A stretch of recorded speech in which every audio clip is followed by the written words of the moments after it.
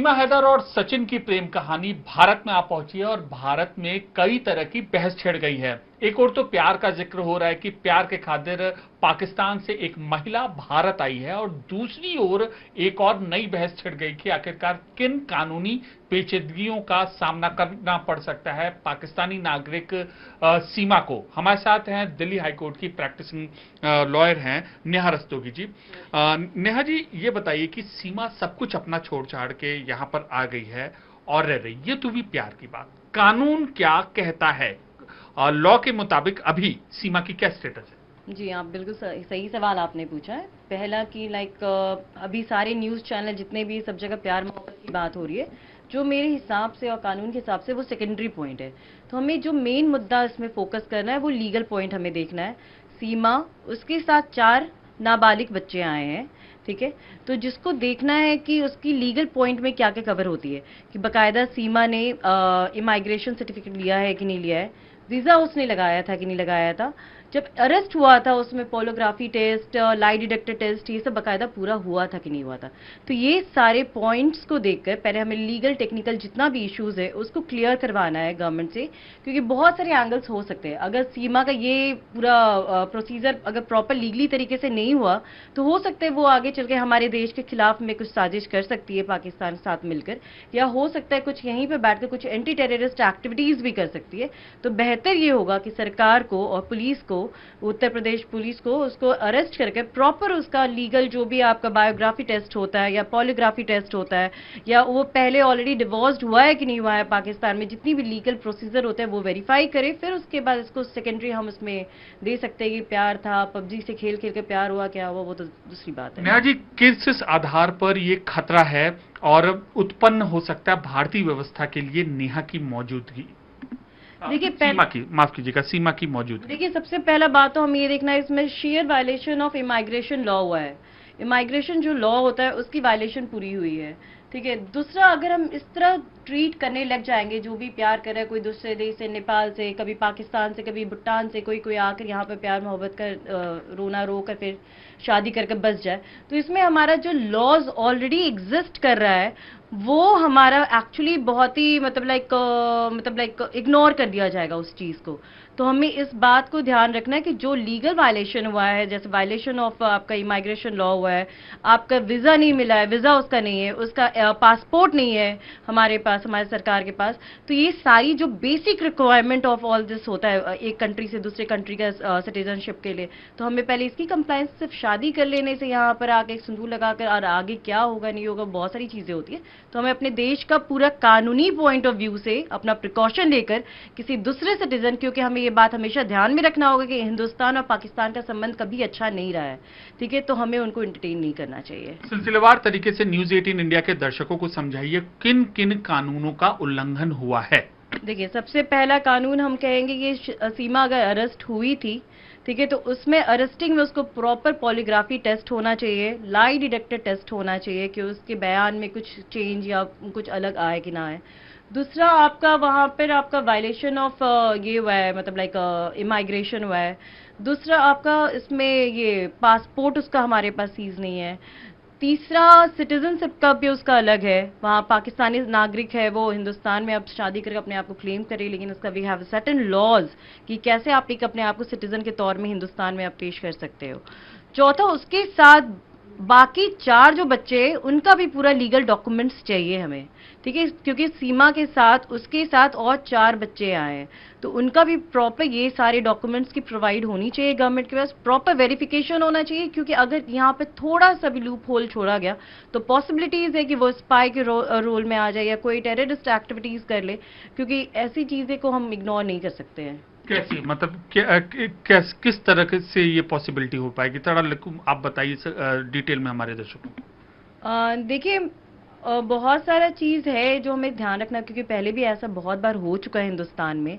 In fact एक छोटा सा एग्जांपल देना चाहूंगी कि ये मतलब बहुत सारे लोगों के बीच में अगर ऑफिशियली भी मैरिज होता है, जैसे हम सानिया मिर्जा जी का ले, उनके साथ ले, तो उनका भी शादी कुछ समय के बाद सस्टेन नहीं कर पाया, राइट। तो कुछ ना कुछ इन लोग में कॉम्प्लिकेशन इश्यूज होते हैं, और वहां पर ऑलरेडी उसका लीगल स्टेटस क्या है उस महिला का, सीमा का, वो हमें पता करना है कि वो मैरिड है, क्योंकि उसके साथ उसके 4 बच्चे हैं, ठीक है। तो ये सारी चीज बहुत टेक्निकल चीज है, सिर्फ ये प्यार का मुद्दा इसमें नहीं है, इसमें बहुत सी टेक्नैलिटी भी है, बहुत सारी क्रिमिनल एक्टिविटीज भी इन्वॉल्व है, जो हमें सब कुछ ध्यान रखना है, सारा कुछ। देखिए अभी अभी ये जो न्यूज 18 इंडिया के आप कैमरे के सामने देख सकते हैं कि ये एक एफिडेविट सामने आया है। ये पाकिस्तान का एफिडेविट है और उस एफिडेविट में इस बात का जिक्र है कि सीमा की उसके पहले पति से शादी हुई है। तो ये एफिडेविट है, कागजात है, भारत में क्या ये होल्ड करेगा, या भारत में इस जो लीगल डॉक्यूमेंट की लीगल सैंक्टिटी क्या है? देखिए, पाकिस्तान डॉक्यूमेंट का इंडिया में कोई ऐसा एग्जिस्टेंस नहीं है। उनकी जो शादी हुई है वो शादी बकायदा, हम उसको इग्नोर नहीं करें, वो एज इट इज स्टेटस को मेंटेन रख रहा है। आगे जैसे इन लोग बात आ रही है, वो क्लेम करे कि 2018 में उनका डिवोर्स हो गया, जिसके पास हमारे तथ्य में हमारे पास डॉक्यूमेंट्री एविडेंस कुछ नहीं है, तो इसके बारे में हम टिप्पणी नहीं दे सकते। बट ये एफिडेविट जो है पाकिस्तान से आई है, इसको हम सम्मान करते, रिस्पेक्ट करते हुए कहते हैं कि हाँ, उसकी ऑलरेडी शादी हुई है, अगर एफिडेविट में ऑलरेडी है तो बाकी जो प्रोसीजर है, उसके हस्बैंड का क्या क्लेम है, वो क्या बोल रहा है, तो उसके अकॉर्डिंगली दिया जाएगा। और 4 बच्चे की वहां पर पेरेंटिंग शिप भी है, क्योंकि बच्चे भी इन्वॉल्व है इस शादी में। जो शादी हुई है इसमें 4 बच्चे भी इन्वॉल्व है, तो लाइफ लॉन्ग वो बच्चे के फादर तो वही रहेंगे।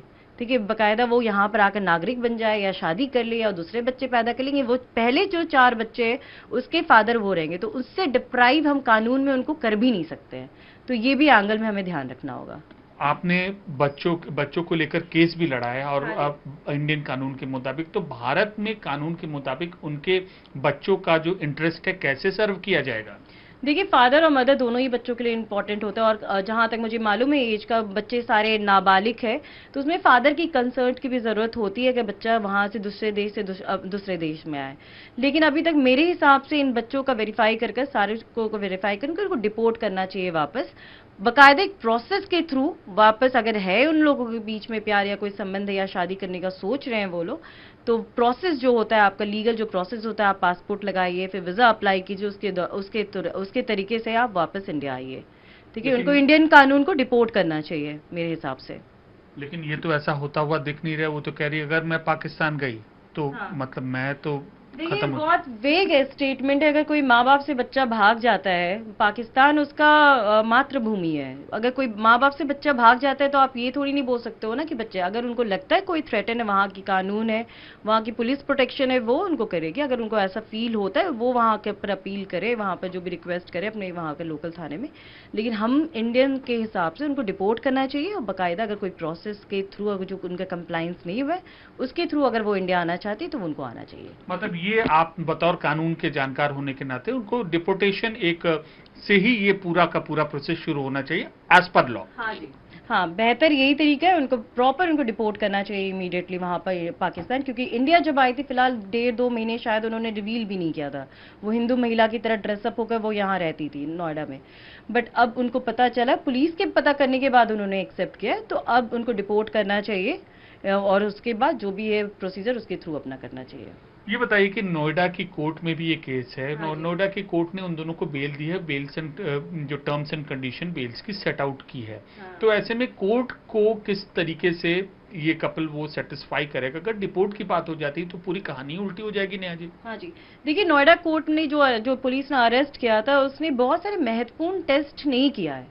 जैसे जो होता है, लाइक अभी हो सकता है उनका स्टेटमेंट कुछ और आ रहा है, लेकिन जो बेसिक महत्वपूर्ण टेस्ट होता है, जैसे लाई डिटेक्टर होता है, पोलोग्राफी टेस्ट होता है, इससे ना बहुत सारी चीजें अनकॉन्शियस माइंड में आपके सीरियस, अगर वो लेती है ना कि हाँ वहाँ के गवर्नमेंट से उनका कॉन्टैक्ट है, या वहाँ पर हम ये सारी चीजें मिलकर हम कुछ कर रहे हैं वहाँ पर इंडिया के खिलाफ, तो शायद हमें कोई हिंट मिल जाए। तो प्रॉपर बाकायदा टेस्ट होना चाहिए। अगर हम इसको इग्नोर करेंगे तो बहुत ही बड़ा एक इंडिया के ऊपर या हमारे देश के ऊपर एक वो खतरा आ सकता है। तो बेहतर है कि प्रॉपर लीगल एंड टेक्निकल करने के बाद ही हम कोई स्टेप ले। तो जो अभी है वो आगे हिरासत में, वो उनके माँ बाप है पाकिस्तान, उनके पास उनको बाकायदा रिपोर्ट करना चाहिए। उसके बाद जो लीगल प्रोसीजर होता है उसके तरीके से, उसके मुहिम से वो वापस आना चाहती है इंडिया, तो उनको मोस्ट वेलकम है। लेकिन हाँ, 4 बच्चे भी है तो उनके फादर के भी कंसर्न का जरूरत है कि उनके फादर वो बच्चों को यहाँ भेजना चाहते हैं कि नहीं चाहते।